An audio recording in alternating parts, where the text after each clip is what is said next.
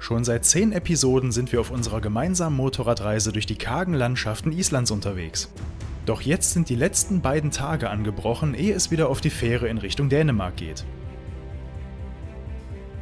Nochmal 2 Tage voller Gletscher und Eisberge, dem Erbe der Wikinger vor malerischer Landschaft, dem seltenen und sehr scheuen isländischen Rentier, immer an der Süd- und Ostküste entlang zurück in Richtung Seyðisfjörður. Herzlich willkommen zum großen Abschluss der Tour, inklusive meinem ausführlichen Fazit zur Reise am Ende des Videos.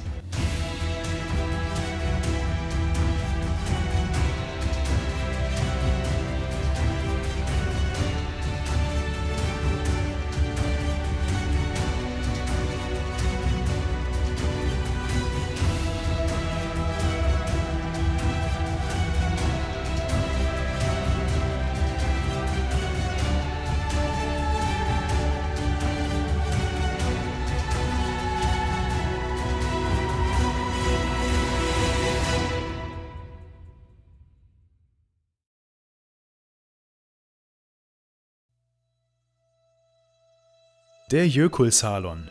Der Gletschersee hat Kati und mich seit unserem Besuch gestern Abend nicht mehr losgelassen, als wir bestimmt 1 Stunde lang den Tanz der Eisberge, der darauf lebenden Vögel und der im See spielenden Robben im eisigen Wind beobachtet haben. Einziger Wermutstropfen, wir waren spät abends da, als die Sonne sich bereits hinter den Horizont verkrümelt hatte und das Licht nicht mehr stark genug war, um die Eisberge leuchten zu lassen. Daher sind Kati und ich am nächsten Morgen wieder auf dem Weg an den Jökulsárlón und diesmal haben wir strahlenden Sonnenschein im Gepäck.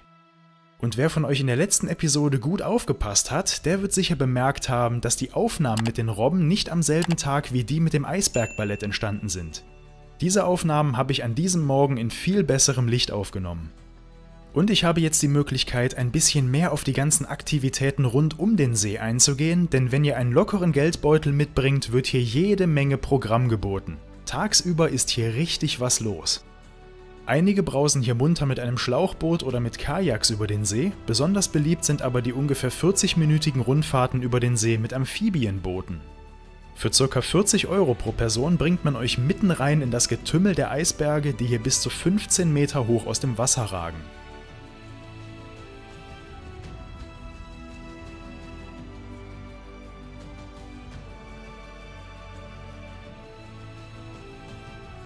Nachteil des Ganzen für die anderen Besucher des Sees: die Boote sind furchtbar laut und dreckig, wenn sie an euch vorbeifahren, bleibt euch erstmal die Luft weg. Und falls ihr euch wundert, warum hier immer ein kleines Schlauchboot hinterherfährt, das Wasser des Jökulsárlón ist selbst im Hochsommer maximal 3 Grad warm. Sollte also jemand vom Amphibienboot ins Wasser fallen, dann hat diese Person nur wenige Minuten Zeit, um gerettet zu werden, ehe der Kältetod eintritt. Wir hingegen genießen einfach nur das großartige Wetter und die Aussicht auf die Gletscherzungen mit den unzähligen Eisbergen im Wasser. Aber was passiert eigentlich mit den ganzen Eisbergen, die hier so rumtreiben? Die werden im Laufe der Zeit immer kleiner und irgendwann sind sie klein genug, um ihren Weg in Richtung Meer anzutreten. Denn der Jökulsárlón ist über einen lediglich 500 Meter langen Fluss mit dem Atlantischen Ozean verbunden, über den sich die 108 Meter lange Hängebrücke spannt, die wir auf dem Hinweg überquert haben.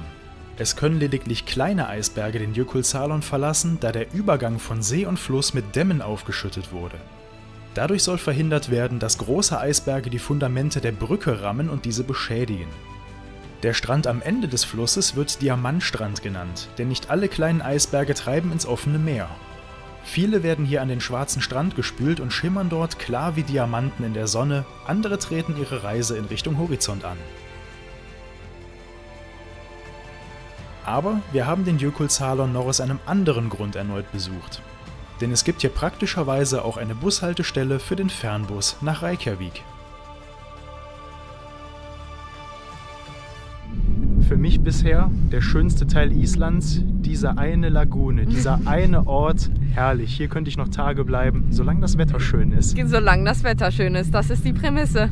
Wir haben jetzt leider einen kleinen Abschied, denn Kati wird gleich in den Bus nach Reykjavik steigen und zurück nach England fliegen. Ja. 2 Tage bin ich noch alleine unterwegs. Aber ihr werdet mich wiedersehen. Genau, was ihr jetzt noch nicht wisst, was wir euch jetzt aber eröffnen, in einer Woche sehen wir uns wieder und zwar an der Grenze zu Schottland und dafür dieses Jahr, diesen Sommer noch unsere nächste Tour durch. Tja, große Frage, wie hat sie gefallen? Diesmal als Sozius, ein bisschen windgeschützt, war es besser als sonst? Hier für Island war das so, wie wir es geplant haben, definitiv optimal. Wobei ich aber auch sagen muss, also Island ist schön, solange die Sonne scheint. Ansonsten, ja, kalt, nass und miserabel war sonst das Motto des Tages. Ja. Und deswegen richtig schön, auch so hinten drauf zu sitzen. Da war ich auch schon windgeschützt, wie du schön sagtest. Das ist schon ganz gut. Die Straßen sind hier unterschiedlich. Also die inneren Straßen hätte ich definitiv nicht mit meinem Motorrad fahren können. Das wäre nicht gut gegangen. Ja, was das betrifft, schon gut, dass wir auf meiner unterwegs waren. Und selbst da sind wir an unsere Grenzen gestoßen. Ja. Und so bin ich nach einer Woche des gemeinsamen Reisens wieder alleine unterwegs. In 2 Tagen legt in Seyðisfjörður die Fähre zurück in Richtung Dänemark ab und bis dahin geht es erstmal immer weiter zwischen der Südküste auf der einen und dem Vatnajökull auf der anderen Seite weiter.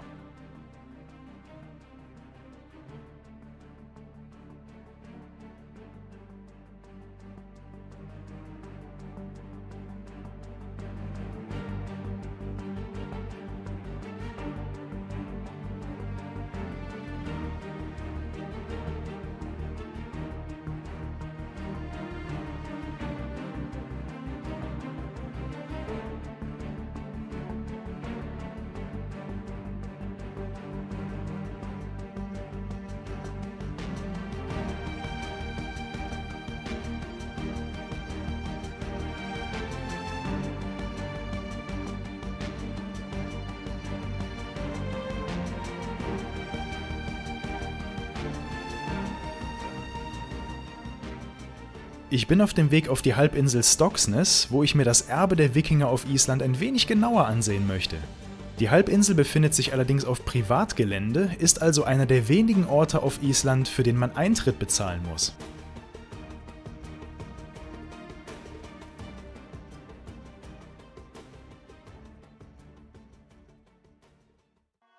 Mit dem Erbe der Wikinger meine ich ein Wikingerdorf, welches man hier auf Stokksnes besichtigen kann.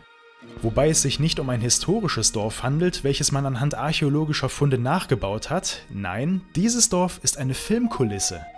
2010 wurde es von den Universal Studios gebaut, um hier einen Film namens Wikinger zu drehen. Das Dorf ist vollständig von einem Wall umgeben, besitzt Wohnhäuser, Ställe und Lagerräume, alles mit sehr viel Liebe zum Detail gebaut.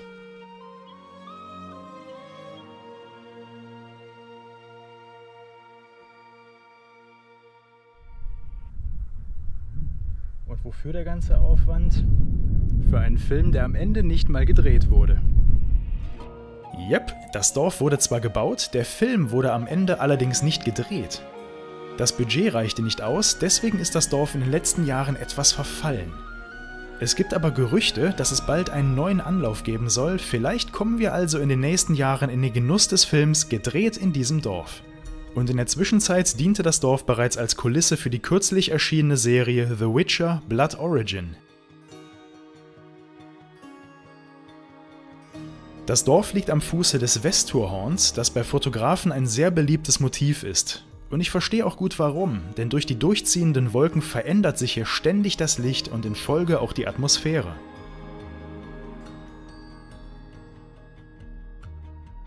Außerdem ist Stokksnes für einen schönen schwarzen Sandstrand bekannt, idealer Ort für eine Pause, ehe die Reise entlang der Küste fortgesetzt wird.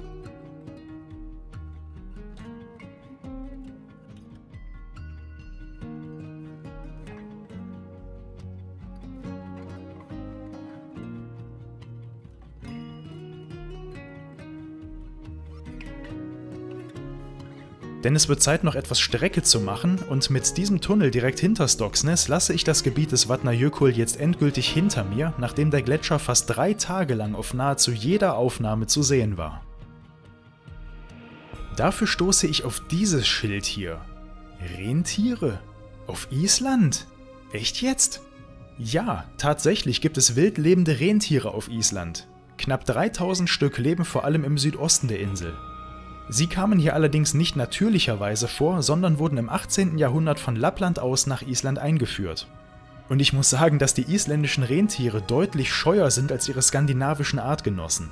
Am Nordkap wurde ich von komplett an Menschen gewöhnten Rentieren fast gefühlt überfallen und ausgeraubt. Die haben dort in den Ortschaften überhaupt keine Hemmschwelle mehr und sogar die Blumen auf dem Fensterbrett gefressen. Die Rentiere hier hingegen ergreifen schon die Flucht, wenn man nur zu direkt in ihre Richtung blickt.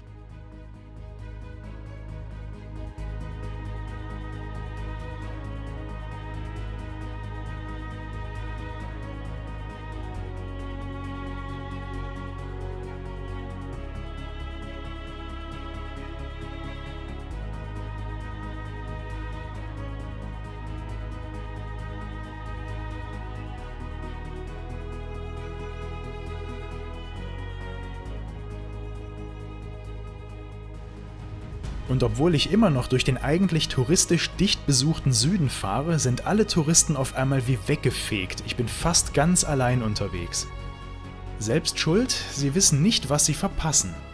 Denn die Südküste Islands ist jetzt in der späten Abendsonne einfach nur traumhaft schön ausgeleuchtet. Fjord um Fjord immer am Wasser entlang habt ihr deswegen jetzt die große Ehre, euch mit mir durch diese herrliche Landschaft zu schrauben, bei der ich damals gar nicht wusste, wo ich die Kamera zuerst hinhalten sollte.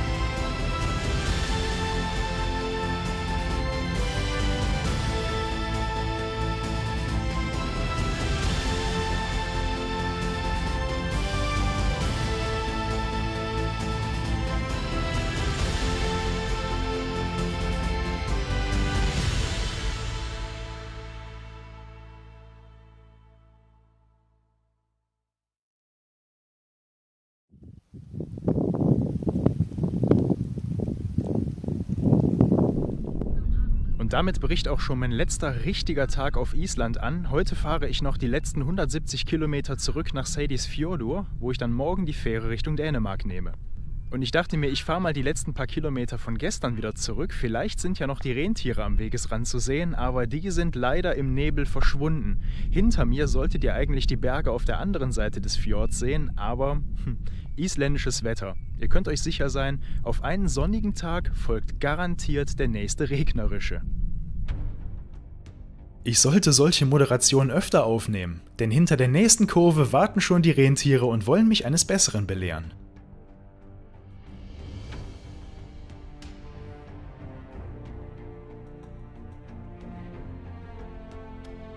Und was erwartet mich hinter der übernächsten Kurve? Richtig, noch mehr Rentiere. Jetzt auch abgesessen und mit dem Teleobjektiv gefilmt.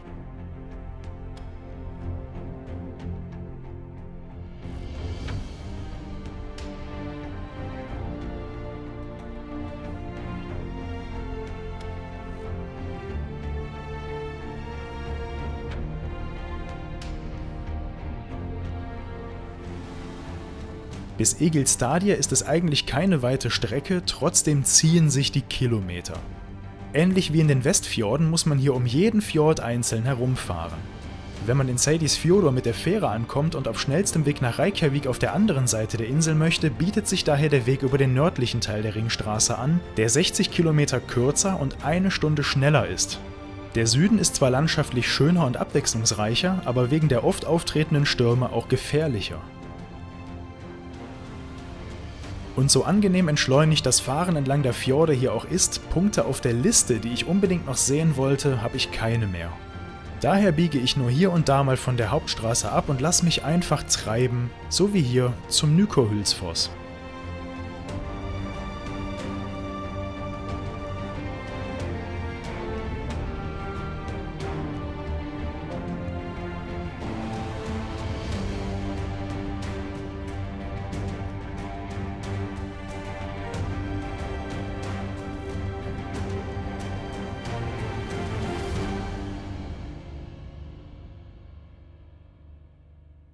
Während ich die restliche Strecke nach Igilsstadir fahre, drückt doch schon mal die berühmten Knöpfe da unten, fangt schon mal an, euer Feedback in die Kommentarspalte zu tippen und ich habe da ein Gerücht gehört. Wenn ihr meine Videos an mindestens 100 Freunde und Bekannte empfehlt, soll noch am selben Abend ein Sack voll Gold vor eurer Haustüre landen.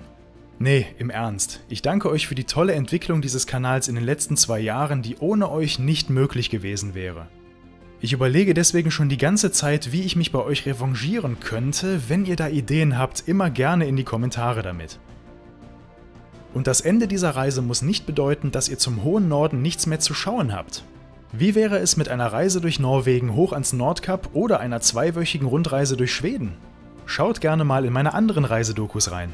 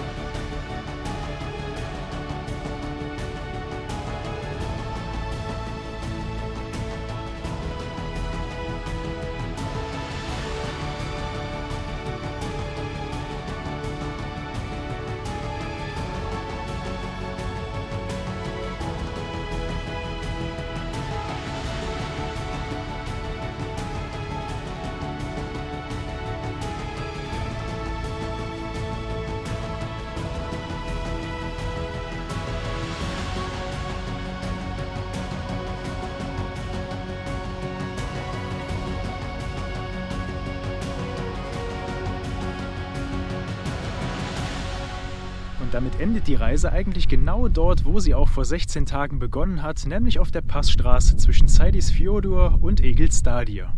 Hier hat sich doch einiges verändert. In erster Linie ist jede Menge Schnee verschwunden, aber ihr seht es in den Aufnahmen, was hier noch immer liegt. Ich will nicht wissen, was hier im Winter an Schnee fällt.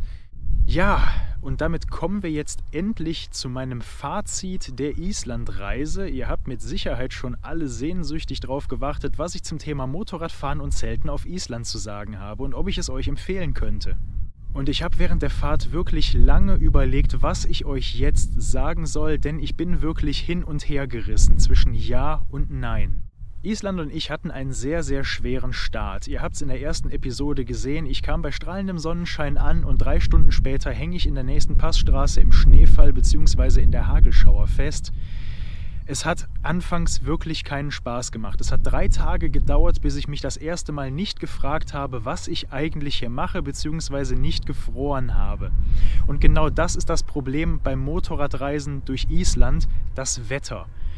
Meiste Zeit ist es bewölkt, noch öfter als es bewölkt ist, regnet es hier und wenn es regnet, ist es auch noch windig dabei.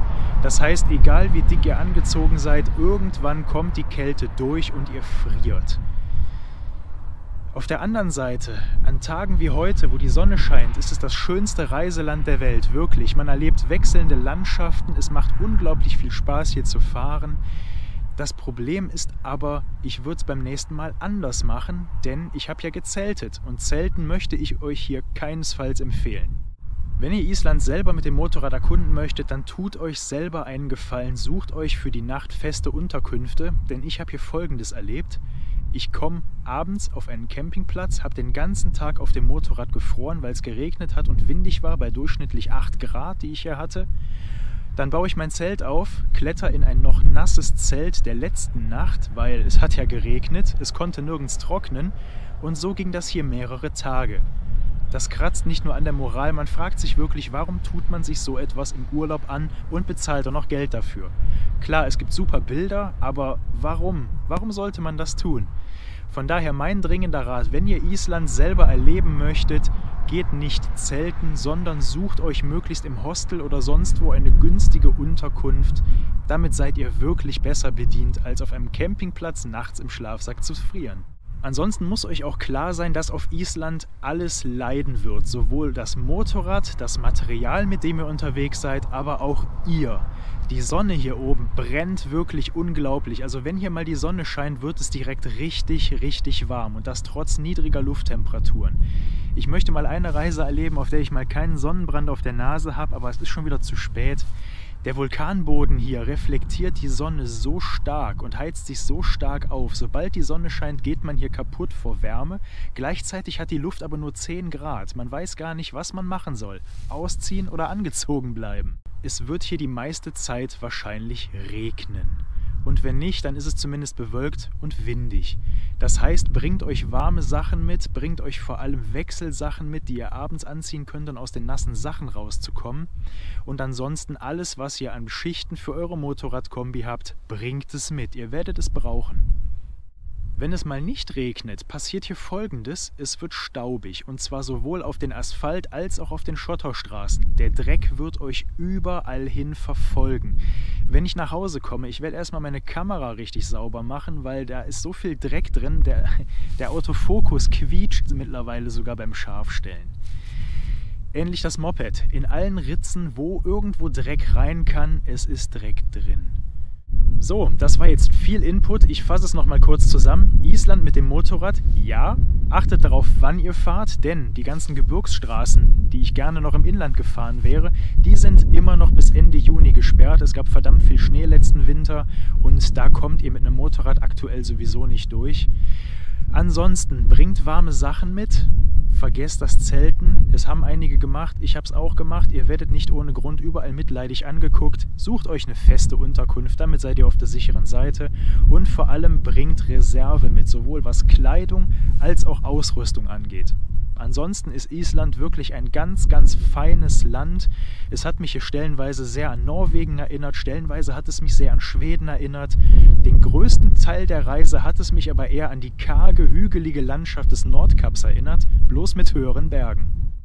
Und während ich jetzt die letzten paar Meter dieser Reise bis zur Fähre zurücklege, würde ich euch gerne nochmal mit in die schönsten Episoden dieser Reise nehmen.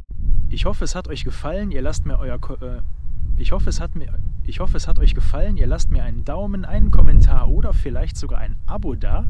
In einer Woche geht es schon weiter. Wir sehen uns in Schottland wieder. Dann wieder vielen Dank fürs Mitfahren und bis zur nächsten Reise.